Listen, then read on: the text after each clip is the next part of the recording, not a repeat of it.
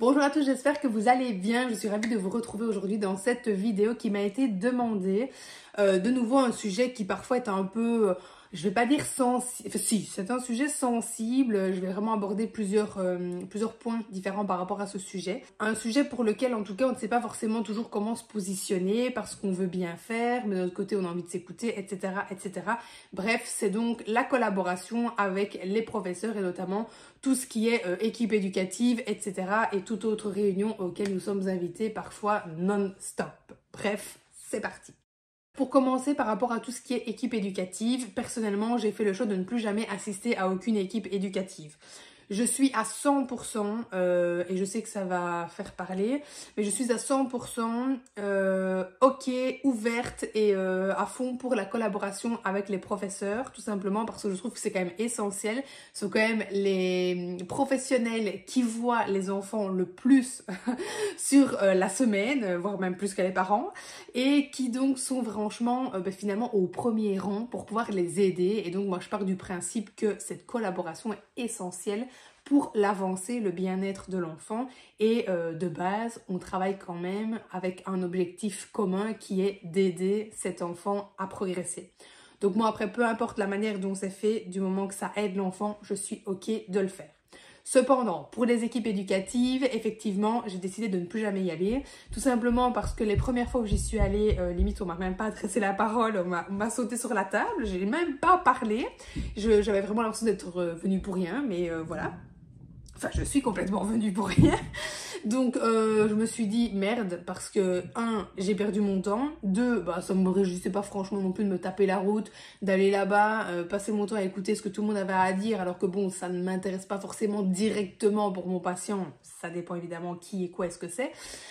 Et qu'en plus, on me demande même pas mon son de cloche et ou très brièvement et qu'après, pouf, on passe tout de suite comme si de rien n'était. À côté de ça, j'annule des patients pour pouvoir me déplacer, etc. Et je ne suis pas payée pour non plus. Donc, tout ça a fait que je me suis dit, finito les équipes éducatives, ils feront bien sans moi de toute façon que je suis là, je suis une plante et j'ai bien d'autres choses à faire que d'annuler mes patients et en plus de ne pas être payée pour ce temps que je vais perdre. Et tout simplement, quand des patients me demandent, voilà, oh, ce serait bien que vous veniez et que je dis non, j'explique tout simplement que je ne peux pas me permettre, en fait, tous les X temps, d'annuler 4-5 patients pour aller à l'équipe éducative de Pierre-Paul Jacques, parce que du coup, cette semaine, c'est peut-être pour lui, mais peut-être que la semaine prochaine, il y en aura 2 autres, du coup que lui, ces 2 séances vont devoir sauter, etc.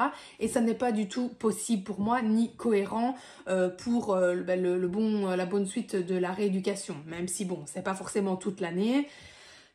Il y a des périodes où il y en a plus, évidemment, mais à un moment donné, stop. Voilà, on peut pas se permettre, en tout cas, moi, je n'ai pas envie de me permettre, et ça, c'est une limite que je n'ai pas envie de dépasser, de courir à droite et à gauche sans être payé, etc. Par contre, moi, je me suis... Ça, c'est, voilà, de nouveau, c'est moi qui accepte de le faire, tout le monde n'est pas obligé de le faire, mais je me suis proposé, du coup, à chaque fois, de faire un compte-rendu écrit. Clairement, ça me prend 15 minutes, voilà, je vais juste rechercher un peu dans la conclusion du bilan, un petit peu, voilà, tout ce qu'on doit faire, tout ce qui est à faire, etc. Où je relis simplement, voilà, j'ai vu donc telle difficulté, évidemment avec accord et demande des parents, j'ai vu telle difficulté, nous avons déjà travaillé telle chose, voilà comment ça se passe, et voilà ce qui reste à travailler. Point barre, c'est même pas sur une page, c'est vraiment juste pour qu'ils puissent savoir finalement ce que j'ai relevé comme difficulté, ce qu'on a déjà travaillé et ce qui reste à travailler et puis comment ça se passe évidemment de manière générale.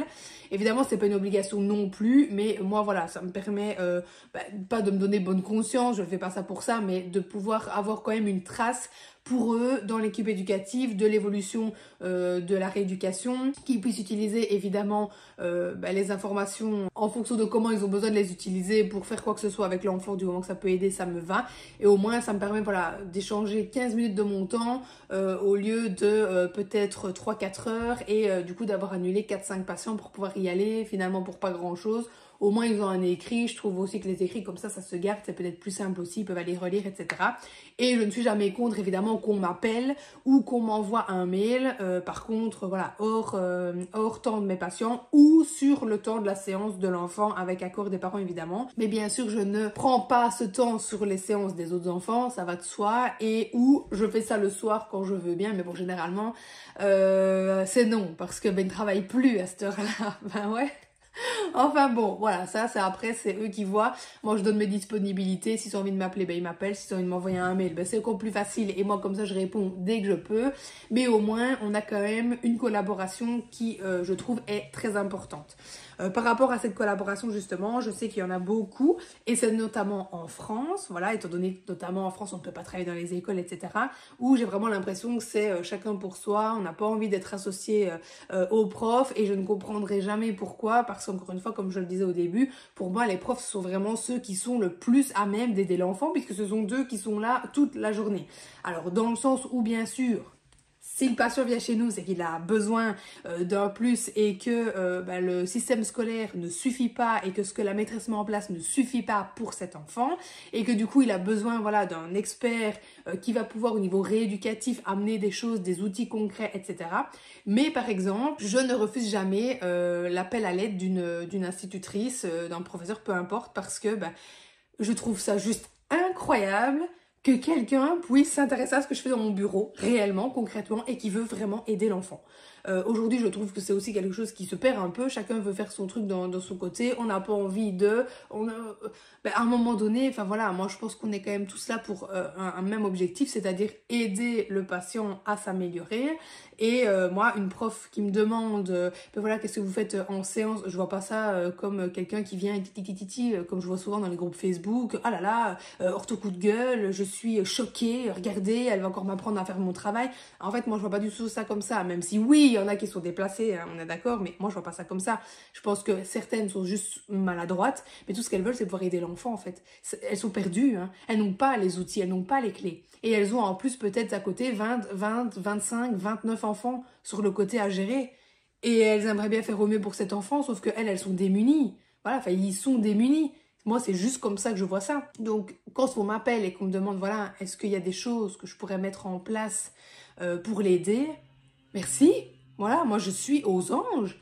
Oui, je vais prendre de mon temps pour lui expliquer, mais en fait, je trouve ça juste génial. Et moi, j'ai le cas quand même avec pas mal d'enfants. Alors, c'est pas moi qui vais directement vers l'institutrice, j'attends qu'elle vienne vers moi, mais dès qu'on vient vers moi, il n'y a aucun problème pour faire des comptes rendus, échanger par mail ou par téléphone. Hein, voilà, ça dépend un petit peu la façon dont on préfère communiquer.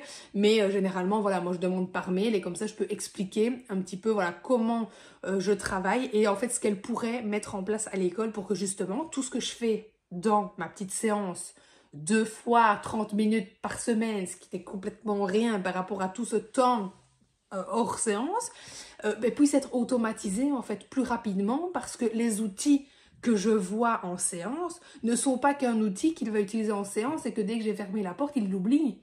Non, c'est un outil qu'il comprend qui est là vraiment pour l'aider parce qu'il le fait avec l'orthophoniste, mais il le fait aussi à l'école avec madame. Et en fait, ça l'aide aussi pour les exercices, ça l'aide pour les devoirs. Et moi, c'est ça que je veux. Et c'est ça que je trouve super important. Quand je donne des outils comme ça où j'explique, généralement, la maîtresse, elle le donne à tous les enfants. Et ça, je trouve ça génial aussi parce qu'en soit ceux qui n'en ont pas besoin, bon, voilà.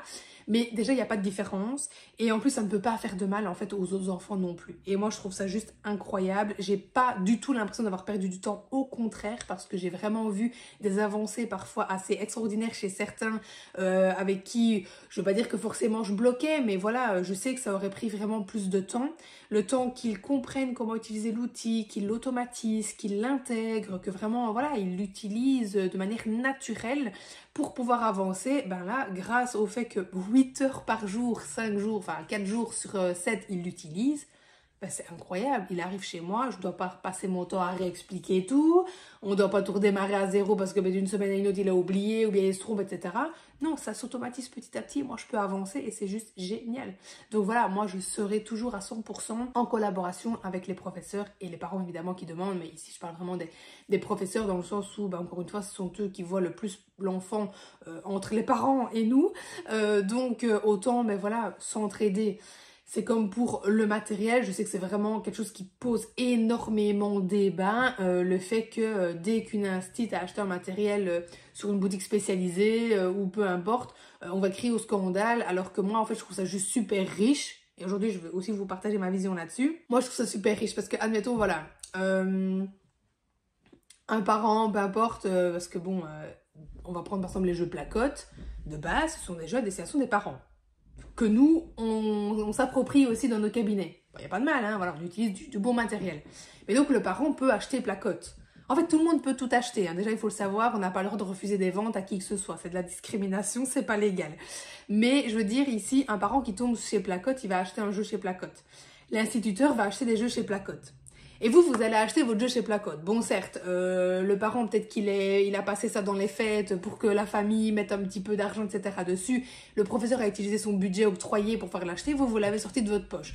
Du coup, vous allez râler parce que vous avez payé votre jeu bien cher, alors que il l'a déjà fait chez maman et il l'a déjà fait chez madame. Bon, c'est bon, je vais mettre autre chose. Ben non, en fait. Moi, je trouve ça juste incroyable parce que la façon dont il va utiliser le jeu chez ses parents et la façon dont il va l'utiliser à l'école ne sera pas la même que la façon dont vous allez l'utiliser avec lui. Donc, moi, je trouve ça juste génial que l'enfant puisse comprendre, je peux utiliser un jeu plusieurs fois, parce qu'à un moment donné, il faut un peu arrêter et il faut qu'il comprenne qu'on rentabilise aussi les jeux. Et deux, c'est génial! En fait, je peux utiliser différemment les jeux, on peut les adapter, on peut ajouter des choses. Avec maman, j'ai fait que ça comme règle, et avec toi, j'ai fait ça comme règle, c'est trop bien. Moi, j'aime bien cette règle-là, et du coup, les enfants, même après, ils réfléchissent à des autres façons de jouer. Et moi, je trouve ça juste tellement riche, en fait, c'est génial. Et aussi, parfois, rassurant pour l'enfant, qui parfois n'est pas forcément à l'aise de se rendre compte que oh, c'est le même jeu que j'ai fait avec madame, oh, c'est le même jeu que j'ai fait avec maman. Mais ça a un côté rassurant aussi. Et donc, ils vont avancer ou se livrer avec vous plus facilement parce qu'ils ont déjà un élément de repère finalement dans cette séance. Et moi, je trouve ça juste incroyable. Donc oui, c'est sûr, voilà, c'est chiant quand on achète un jeu bien cher et que nous, on sait, voilà, on le met de notre poche et que il a déjà vu le jeu et que forcément, il ne veut pas toujours le faire. Mais en fait, pour moi, ça, c'est à vous, en fait, de lui expliquer que, si, en fait, c'est pas parce qu'il l'a déjà fait qu'on peut plus le faire. Mais moi, je vais te montrer comment on va l'utiliser. Moi, je vais te montrer une autre façon de faire, par exemple, tout simplement.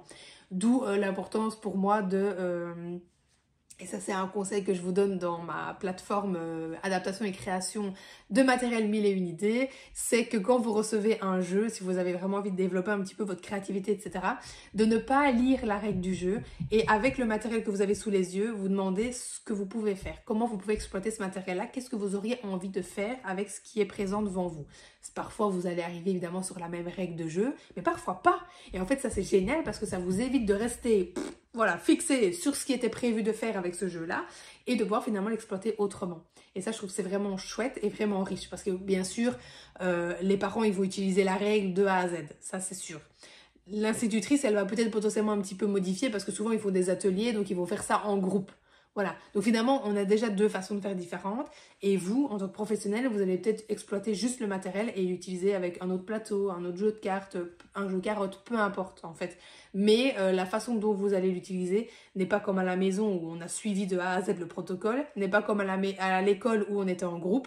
Et ça va ajouter quelque chose, une autre richesse, une autre façon d'exploiter un même matériel. Parce que si les trois l'ont utilisé, c'est qu'il y avait un intérêt pour l'enfant. Et donc, on va l'enrichir avec ce même vocabulaire, par exemple, mais différemment. Et moi, je trouve ça juste super riche.